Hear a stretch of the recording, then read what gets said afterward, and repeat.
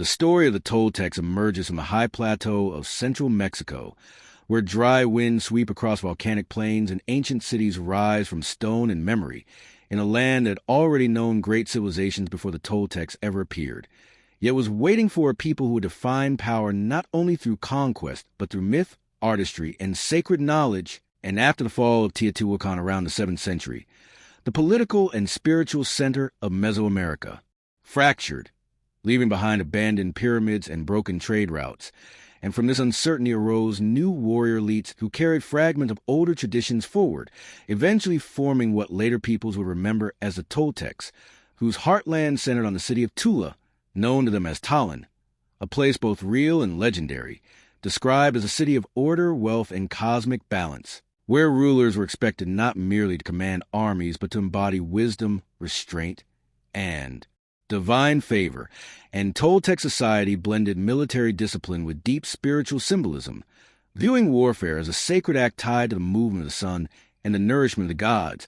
while artisans carved stone reliefs of jaguars, eagles, and feathered serpents that represented power, sacrifice, and transformation. And among the most enduring figures associated with the Toltecs is Quetzalcoatl, the feathered serpent,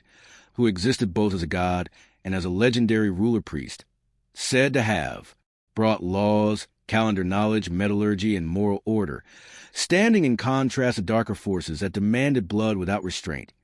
And according to myth, internal conflict between these ideals led to the fall of Tallinn itself, as deception, excess, and ritual corruption undermined the balance that once sustained the city.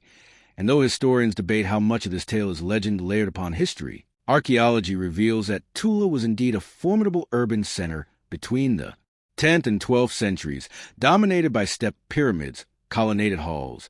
and the famous Atlantean warrior statues, towering stone figures armed with atlatls and blades, standing as eternal guardians of a civilization that prized martial readiness and cosmic duty. And the Toltecs extended their influence far beyond Tula, through trade, military expeditions, and cultural prestige, shaping the beliefs and artistic styles of later civilizations, particularly the Maya and the Mexica, who would later be called the Aztecs. And for the Aztecs, the Toltecs represented an idealized golden age, a time when rulers were wise, cities were orderly, and humanity lived closer to the gods. And so Aztec kings claimed Toltec ancestry to legitimize their own authority, preserving Toltec memory long after their political power had faded. And daily life in Toltec lands revolved around agriculture supported by irrigation,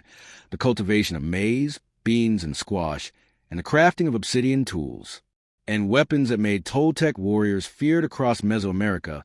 while priests tracked celestial cycles to determine ritual calendars that aligned human action with divine rhythm. And despite their reputation for warfare,